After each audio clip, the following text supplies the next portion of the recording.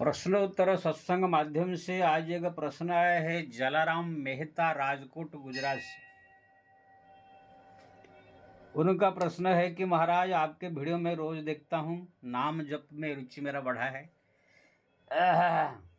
आपके वीडियो एक देखने के बाद मेरे को इसे पता चला कि आजकल जो कथाकार जितने हैं, देवकी नंदन, अनिरुद्धाचार्य, चाहे मुरारी बापू, चाहे आसाराम बापू हो, जितने सब कथाकार सब बने हुए हैं, गृहस्थ संसार में रह करके कथा प्रवचन कर रहे हैं, ये लोग को शायद कथा करने के योग्य नहीं है।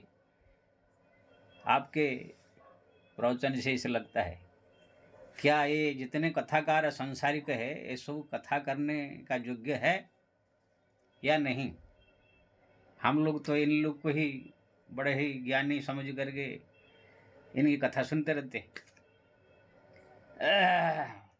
बहुत सुंदर प्रश्न आपने पूछा, लेकिन इसका जब मैं उत्तर दूंगा सुन करके बहुत सारे लोग को बुरा लगेगा। कितने लोग तो कमेंट में उल्टा पुल्टा लिखेंगे सब, लेकिन मेरे को कोई डर नहीं है। मैं जो बात सत्य बताऊंगा शास्त्र प्रमाण देके। देखिए जी, जो भागवत है ये है परमहंस संहितायाम इति श्रीमद्भागवते महापुराणे परमहंस संहितायाम, ये सब जो है प्रत्येक अध्याय के नीचे लिखा गया है। सुखदेव जैसे परमहंस के मुख से, जो कि घर संसार से एकदम त्याग वैराग्य, विवाह शादी कुछ नहीं, माँ बाप सब बचपन से त्याग करके भक्ति में डूबे, उनके मुख से निकला हुआ ये भागवत है। और व्यास जी जो है पहले जो भागवत लिखे थे उसको हटा करके जब सुखदेव जी के मुंह से निकला भागवत है, उसी को जो है फिर उनने दोबारा लिपिबद्ध करके जो है ग्रंथ रूप दिया। और खुद पहले जो लिखे थे उनको बुहा दिया नदी में। इसलिए आपको जो है भागवत में सुख और परिकृत संवाद वाला भागवत ही मिलेगा। इससे पहले भागवत व्यास जी लिखे थे, लेकिन वो इतना बढ़िया नहीं था। लेकिन सुखदेव जी मुख से जब निकला वो बहुत वैराग्य, भक्ति प्रदक, वैराग्य प्रद, ज्ञान प्रद। इसीलिए व्यास जी ने जो है इन्हीं के संवाद को जो है सुख परिकृत संवाद को जो है फिर दोबारा लिपिबद्ध करके जो है समाज के सामने पेश की। तो ये जो है भागवत है साधु संत सन्यासी वैरागी त्यागी संसार त्यागी लोगों का है। गृहस्थ संसार में फंसे हुए बाल बच्चे पैदा करके तीन लड़का लड़की घर संसार के मोह माया में फंसे हुए, उनको रुपया पैसा के लिए पागल बने हुए, ऐसे लोगों के मुख से ऐसो भागवत सुनने लायक नहीं, सुनने लायक भी नहीं और ये सुनाने लायक भी नहीं। इसीलिए भागवत में जब आप पढ़ते हैं तो महात्म्य प्रसंग में पहले ही लिख दिया गया है, विरक्त वैष्णव विप्र वेद साध विशुद्धि क्रोध दृष्टान्त कुशल धीरो वक्ता कार्य अति निस्पृह। ये श्लोक को प्राय गृहस्थ वक्ता लोग कहते नहीं। अगर कह देंगे तो ये सो विरक्त जो शब्द है उसको हटा करके विप्र कह करके आगे बढ़ जाएंगे। सबसे पहला शर्त है भागवत में कथाकार बनने के लिए वक्ता, मैं बोल नहीं रहा हूं, स्वयं व्यास जी ने लिखा है और पुराण शास्त्र का ही प्रणीत है। विरक्त संसार से वैराग्य होना चाहिए, यानी घर संसार त्याग करके संत सन्यासी साधु वैराग्य होना चाहिए। इधर रात भर औरत के साथ रंगरेलिया मलावे और सुबह जाकर क्रीम पाउडर लगा के और ये धोती कुर्ता पहन के मन से बैठ के भागवत वचन करने वाला नहीं होना चाहिए। संसार से विरक्त साधु संत पहला शर्त ये भागवत वक्ता बनने का। फिर वैष्णव, भगवान विष्णु का के दीक्षा में दीक्षित तो होना चाहिए। कोई भी ऐसे जो है ऐसे नहीं कर सकता है। तो कहने का मतलब जो है पहला जो शर्त है विरक्त, उसी का ही कोई अनुकरण नहीं कर रहा है जितने वक्ता है। अब मैं पहले भी कितने वीडियो में बताया हूं, आप ये कलियुग के वक्ता छोड़ दीजिए।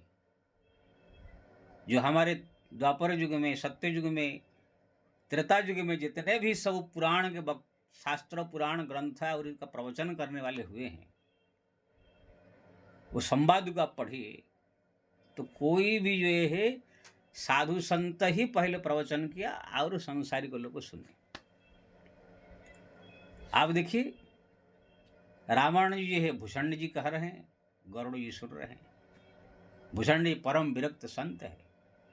भगवान शंकर कह रहे हैं, माता पार्वती सुन। भगवान शंकर परम विरक्त, वो तो भगवान है, छोड़ दीजिए। देखो भाई, भगवान को गृहस्थ है या सन्यासी है उसमें गिनती नहीं किया जाता है, क्योंकि ना भगवान चाहे गृहस्थ में रहे तो भी वो माया से पर है, चाहे सब ब्रह्मचारी रहे तो भी माया पर, उनको इसमें लपेट में नहीं लगाया जाता है। भगवान भगवान होते हैं। तो भगवान शंकर जो है कह रहे हैं माता पार्वती सुन। यहाँ पर जो है आप देखेंगे गीता जो है भगवान कृष्ण कह रहे हैं और अर्जुन सुन रहे हैं। भागवत का ही आप जो है और आगे थोड़ा देखेंगे, सनकादिक कह रहे हैं, नारद जी सुन रहे हैं। सनकादिक भी संसार वैराग्य आदमी है और नारद जी वैराग्य। नारद जी कह रहे हैं, व्यास जी सुन रहे हैं। नारद जी विरक्त, वक्ता कहने वाला वक्ता, संसार से धुंधुकारी सुन रहे हैं। गोकर्ण जी कह रहे हैं, भागवत में आप पढ़ते जो धुंधुकारी प्रेत जन को प्राप्त हुए। गोकर्ण संसारिक से वैराग्य आदमी है। यानी कि जितने भी भागवत के वक्ता आप देखेंगे, भगवान के मुख से जो निकला हुआ भागवत को जितने वक्ता लोग सब प्रवचन किए हैं, सब जो है संसार त्यागी वैरागी है, कोई गृहस्थ संसार परिवार नहीं। अब मैं पहले बता दिया, भगवान को गृहस्थ या संसारी में न लपटो, वो संसार से परे हैं। तो कहने का मतलब ये है, ये घोर कली युग में जो है सो धंधा बना करके पैसा कमाने के लिए आओ, कोई रास्ता तक पढ़ाई लिखाई किया नहीं है, नौकरी धंधा मिला नहीं है, इसलिए ये बीच में जो है 10-20 साल 25 साल के बीच में एक पैसा कमाने का धंधा ही खोल लिया लोगों ने। जितने भी सब संसारिक लोग, पंडित गृहस्थ, अभी तो कोई जादव लड़का लड़की भी प्रवचन करने के लिए आए थे, उसका कितना विरोध किया गया, सब क्या उसको प्रवचन करने नहीं दिया, ऐसे कहाँ पर हो रहा था। ये सब लड़के लड़कियां सब जो कि औरत तो व्यास गद्दी पर बैठने के अधिकारी ही नहीं। ये तो हुआ संसारी का आदमी को बैठने का अधिकार नहीं है। जितने देवकी नंदन, अनिरुद्धाचार्य, बागेश्वर धाम वाला धीरेन्द्र शास्त्री, मुरारी बापू, आसाराम बापू, जितने सब कथा प्रवचन सब कर रहे हैं, रामायण भागवत, ये सब योग्य नहीं है। ध्यान रखिए, ये लोग से सुनी हुई भागवत रामायण कभी वैराग्य प्रकट नहीं करेगा हृदय में, क्योंकि ना ये गृहस्थ लोग है, ये लोग को गृहस्थी को ही बढ़ावा देते हुए प्रवचन करते हैं। कभी आप मुरारी बापू के मुख से नहीं सुनेंगे कि घर संसार सब बेकार है, सब छोड़ करके संन्यास से लेकर के वन में जाए तपस्या करनी चाहिए, ये कभी नहीं आप सुनेंगे। लेकिन विरक्त का वचन मुख से सुनिए। आप स्वयं जो है गोकर्ण जी अपने पिताजी को बोलते हैं, पिताजी वनं गत्वा जद हरिम माश्रयेत, ये संसार मोह माया का पचड़ सब छोड़ करके वनम गत्वम जद हरि आश्रयेत, वन में जा करके हरि का आश्रय कीजिए। जितने पुत्र पत्नी परिवार घर संसार सब झूठा मिथ्या है, किए पंचड़े में पड़े हैं। आप भागवत में गोकर्ण और जो उनके पिताजी आत्माराम की जो है प्रसंग पढ़िए, जो धुंधकारी बहुत मारना पीटना चालू किया अपने पिताजी को जो है, तब गोकर्ण आकर के समझाए, पिताजी क्यों ये चक्कर में पड़े हैं, पुत्र पत्नी परिवार घर संसार सब झूठा मिथ्या के नाटक है, सब संसार मोह माया में फंसा के बर्बाद करने वाला है, इसलिए इसको त्याग करके वनम गत्वम जम हरिम आश्रय, घर जाकर वन में जाकर हरि को आश्रय कीजिए। इस प्रकार कहा करके जो है गोकर्ण जी ने समझाया, इसलिए वो त्याग करके जो है जाने को तैयार हुए। प्रहलाद जी जैसे विरक्त संत भले ही संसार में थे, लेकिन बचपन में ही वो भगवान को प्राप्त कर लिया था। वो भी कह रहे हैं, जब उनके पिताजी ने पूछा कि बेटा तुम क्या पढ़ के आया है गुरुकुल में, न पिताजी मैं सबसे बड़ा चीज तो पढ़ के आया हूँ कि ये संसार की जितने मोह माया, ये बाल बच्चे परिवार घर संसार सब झूठा और मिथ्या है, जो घर संसार त्याग करके वन में जाकर एकांत में भगवान का स्मरण करते हैं वही सबसे बहुत अच्छा है, और मेरे को वही सबसे बड़ा पसंद है। इससे तो हिरण्यकश्यप गुस्सा गया। तो कहने का मतलब ये भागवत में पग पग पर सब विरक्त की बातें हैं। आप कपिला और देवहूति संवाद पढ़िए, भगवान कपिला माता देवहूति को ऐसे संसार का बुराई वर्णन करते हैं। ये माँ, ये जो जितने बेटा बेटी पत्नी परिवार घर संसार एक एक बेड़ी है, सब ये सब बेड़ी एक एक काट डालिए, काट करके जो है मोह माया से मुक्त होकर के मेरा भजन कीजिए। भगवान कपिल स्वयं अपने माता को कह रहे हैं। पहले पिताजी चले गए छोड़ के, अभी जो है माँ को अकेले छोड़ के वो भी जाने वाले हैं, गंगा सागर में तपस्या करेंगे। ऐसे ज्ञान दिया अपने माँ को, सब माया बंधन मोह उनका जो है खंडित हो गया। जाने के बाद भी माँ अकेले अकेले अकेले अकेले भजन करके अपना जीवन भक्ति में बना दिया। तो कहने का मतलब यह, आप 11 स्कंद भागवत में पढ़िए, स्वयं दत्तात्रेय जी आकर के जो है सभी इस गुरु का जब वर्णन करते हैं, उसमें कबूतर प्रसंग आता है। किस प्रकार कबूतर जो है और कबूतर दोनों जो है पेड़ में निवास करते हैं कि बहलिया आकर के नीचे जो है कुछ चारा बिछा देता है, डाल देता है। वहाँ पर कबूतर दूसरी जगह चले जाते हैं घूमने कुछ और खाद्य लाने के लिए। यहाँ पर बच्चे जो उनके छोटे छोटे होते हैं आकर के चारा के लोह में उसमें फंस जाते हैं। जब कबूतरी आते देखे हमारा बच्चे तो फंस गए हैं, कैसे हम लोग को बचाएंगे उनको, उनके मोह में जाकर कबूतरी उनकी जो पत्नी थी वो जाकर गिर पड़ी वो जाल में जान करके। फिर कबूतर देखा मेरा पत्नी चले गए बच्चे चले गए तो मैं क्या करूँ, वो भी जाकर जाल में फंस कर मर गए। यहाँ पर सुखदेव जी जो है लिख रहे हैं, और ये वहाँ पर दत्तात्रेय जी कह रहे हैं, ऐसे ये जीव कुटुंब भरण पोषण करते करते बाल बच्चे मोह माया में पड़ करके अपने संपूर्ण जीवन को बर्बाद कर देता है। पुनरपि जनन पुनरपि मरण चक्कर में जाकर पड़ जाता है, कुत्ता बिल्ली गधा बन जाता है। इसलिए ये सब चक्कर में नहीं पड़ना चाहिए। कोई इस गृहस्थ वक्ता ऐसे कहेगा, आज तक किसी गृहस्थ के मुंह से, वक्ता के मुंह से इसे आपने सुना कभी? भागवत में पग पग पर संसार को त्याग करके जो है केवल हरि भजन करने के लिए कहा गया। लेकिन ये नालायक गृहस्थ वक्ता लोग सब जो है इसको सब ये सब प्रसंग को त्याग करके बोलेंगे बस चाहे घर में रहो चाहे कहीं भी रहो भजन करो, ये करो ये करो। कितने तो मूर्ख वक्ता इसे कह देंगे, वन में शेर रहता है क्या बड़ा भगत हो जाता है। अरे मूर्ख हरामी लोग, शेर वो हम भजन कैसे करेगा? वो पशु गया वहां, उसका घर है उसका। जो घर संसार त्याग करके ज्ञान प्राप्त करके गुरु दीक्षा ले करके जिसको ज्ञान हुआ वो जाएगा जंगल में तपस्या करेगा, ये शेर तपस्या करेगा?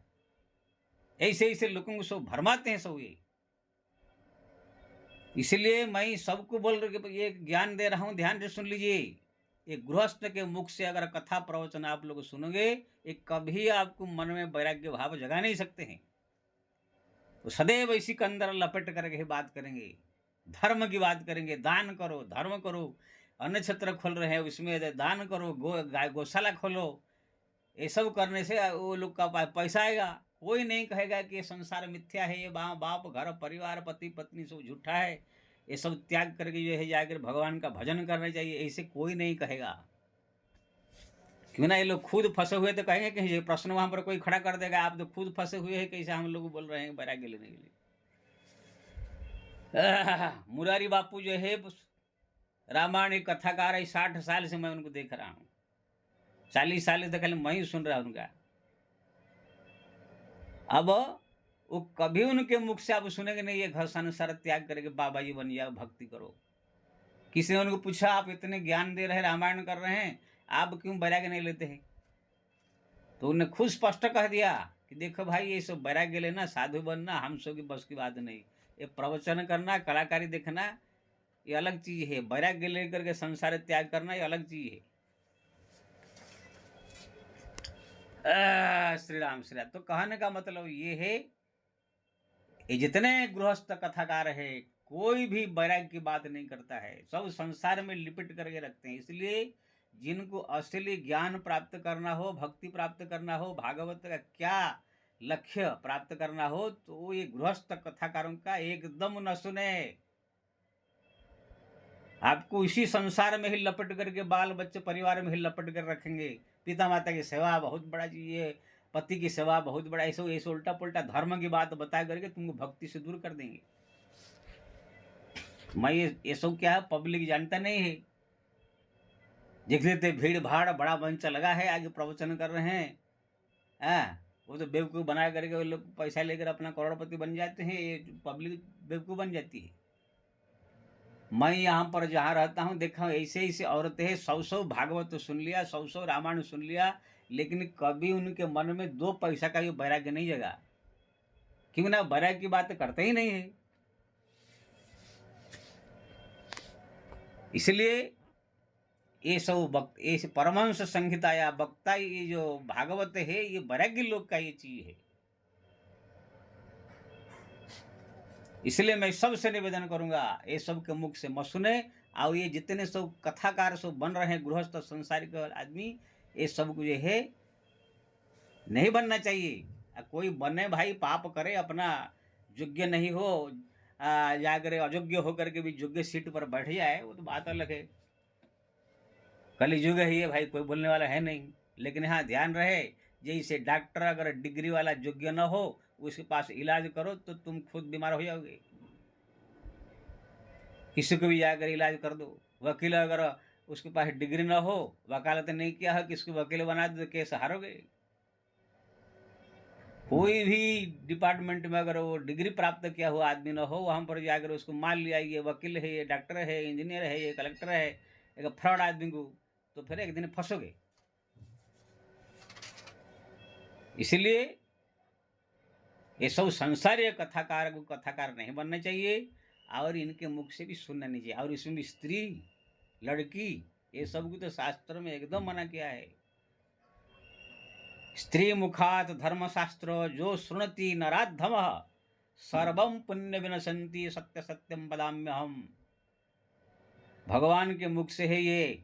स्त्री के मुख से जो धर्मशास्त्र की बात जो है सुनता है मंच पर से, वो नराधम है सुनने वाला भी, और कहने वाली तो महापापी नहीं। सर्वम पुण्य विनशंति सत्य सत्य वदाम्यहम। समस्त पुण्य नष्ट हो जाता है, कहने वाले का, सुनने वाले का, दोनों का। आज तक आपने सुना कोई भागवत कथाकार जो है, कोई लड़की हुई, स्त्री हुई कोई? पूरा सत्य युग में देखो, त्रेता युग में देखो, कलि युग में, द्वापर युग में देखो, कोई हुआ क्या? कोई स्त्री, कोई ग्रंथ लिखा गया?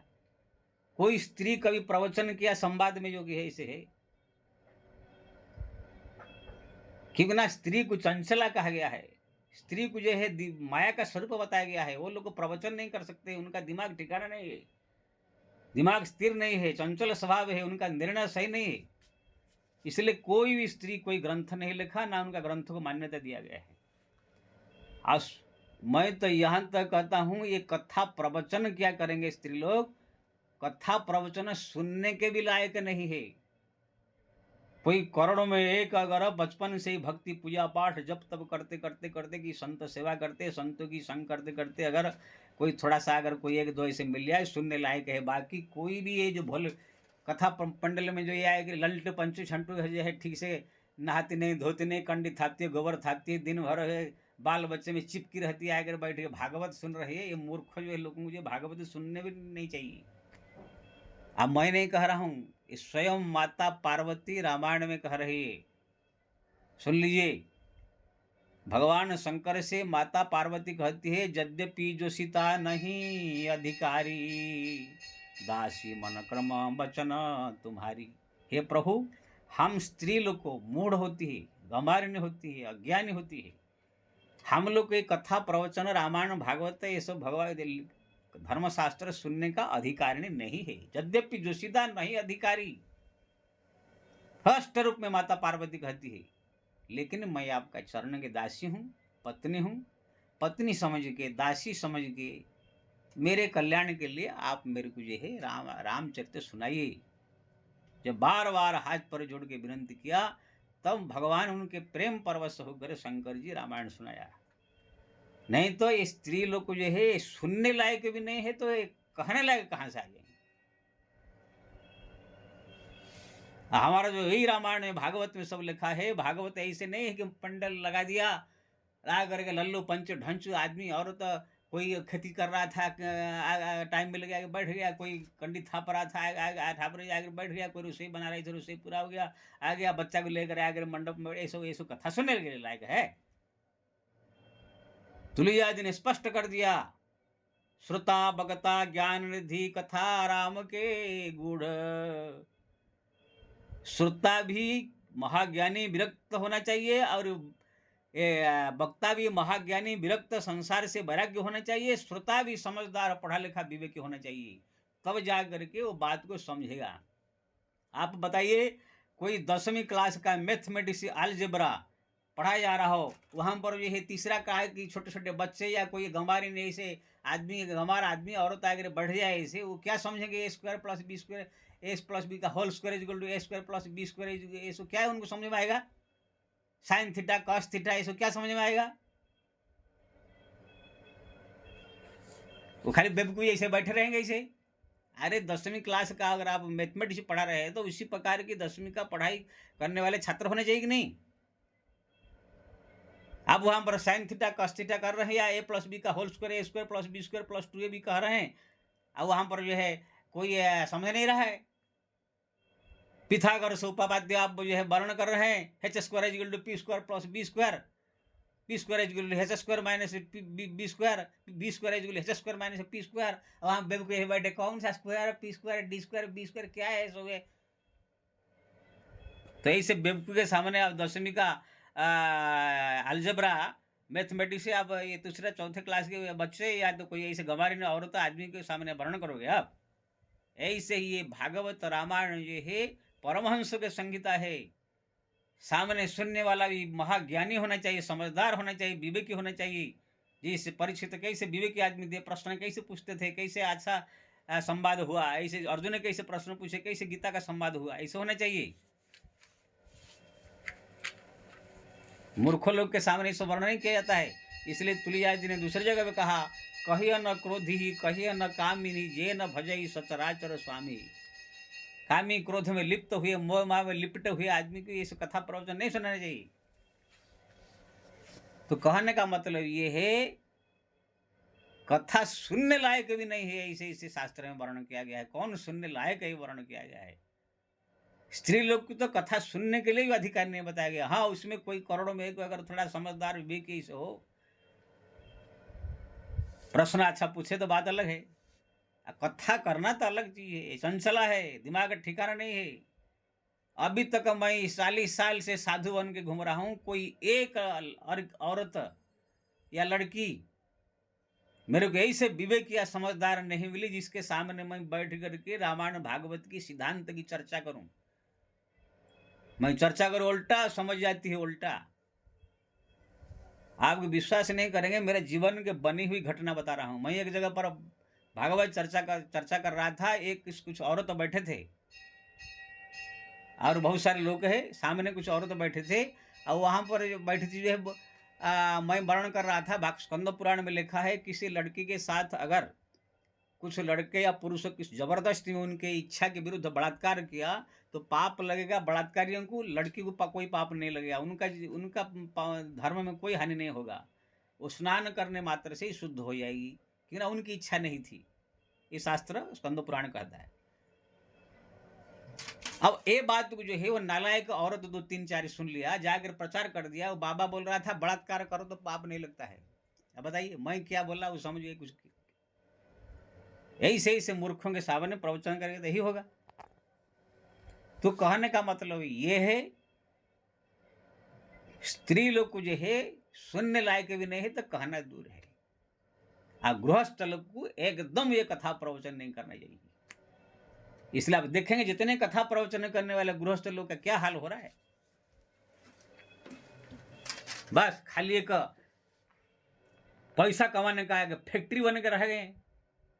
कोई उसको सम्मान आदर करता है, कोई पूछता है? कोई कथाकार कथा करने आ गया, सोचते आ गया भीख मांगने, ऐसे ही कहते हैं लोग आजकल। तो कहने का मतलब ये है, आपने जो पूछा, ये जितने सब है, देवकी नंदन हो, अनिरुद्धाचार्य हो, चाहे बागेश्वर धाम माला हो, कोई भी गृहस्थ पंडित कथा प्रवचन भागवत कर रहा है, रामायण कर रहा है, कुछ भी ग्रंथ कर रहा है, चाहे प्रदीप मिश्रा हो, कोई भी हो, ये सब योग्य नहीं है। बिना डिग्री के डॉक्टर जैसे होता है, बिना डिग्री के लोग हैं।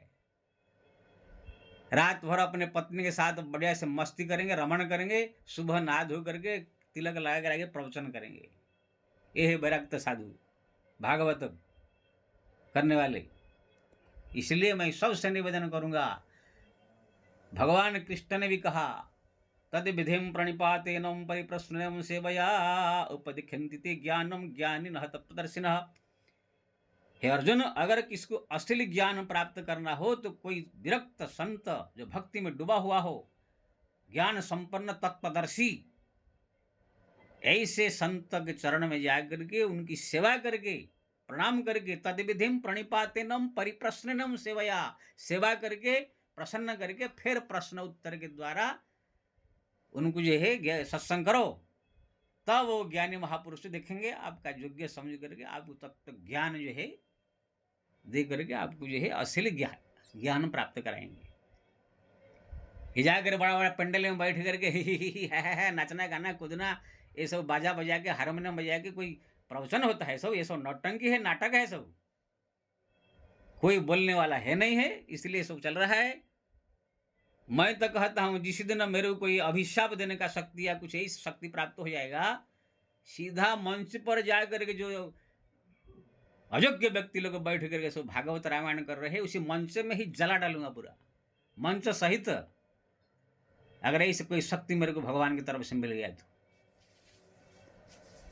क्या करे? ऐसा देख कर इतना खराब लगता है कि अपशब्द मुंह से निकल जाता है। अरे तुम लोग जाके नौकरी करो, धंधा करो, अगर भक्ति करना है तो अपने खुद भजन कर कीर्तन रखिए। सर भागवत रामायण को तुमने एक धंधा बना करके इसको ये कर दिया, जो तुम्हारे योग्य नहीं है करके उसको प्रवचन करना चालू कर दिया। ये तो साधु संत महात्मा की चीज़ है। पार्लियामेंट में जो है जितने वो 542 या 47 सीट है उसके उस पर वही बैठेगा जो चुनाव जीत करके जाता है। कोई भी आदमी जाकर किसान है कोई आगे पार्लियामेंट के सीट में सदस्य के सीट में बैठ जाएगा? अरे एक योग्य व्यक्ति एक सीट के लिए योग्य व्यक्ति होता है कि नहीं? राष्ट्रपति के सीट कुर्सी पर कोई भी बैठ जाएगा, प्रधानमंत्री कुर्सी पर कोई भी बैठ जाएगा। हर एक सीट के लिए भी एक योग्य व्यक्ति होता है। इसे व्यास गद्दी पर बैठने के लिए एक योग्य व्यक्ति है, उसको पहले भागवत में कह दिया, विरक्त संत साधु महात्मा लोग का ये सीट है, वही बैठ करके जो है ये सब प्रवचन कर सकते हैं। वो भी साधु संत में जो वेद शास्त्र पुराण को बढ़िया से पढ़ा हो, बढ़िया से अनुभव किया हो, भजन खुद किया हो, भक्ति में खुद डूबा हुआ हो। लेकिन इसको मजाक बना दिया सबने। जो है वो सोच लिए कोई बोलने वाला है नहीं, कोई बोल भी नहीं सकता है, देश का कानून ऐसा है। बस मजा लो, अपना पैसा कमाओ, धंधा करो, अपना तिजोरी भरो। तो आपने जो पूछा जी, ये जितने सब गृहस्थ कथाकार, मैं तुम्हारा गुजरात का भी कह रहा हूँ, ये आसाराम बापू, मुरारी बापू, जितने सब ये कथाकार भी है, सब अयोग्य व्यक्ति ये सीट पर बैठे कर रहे हैं, इसलिए किसी का कोई विकास हो रहा है? मुरारी बापू 60 साल से रामायण कर रहे, क्या बन गए? कबीर बन गए, तुलसी बन गए, मीरा बन गए क्या?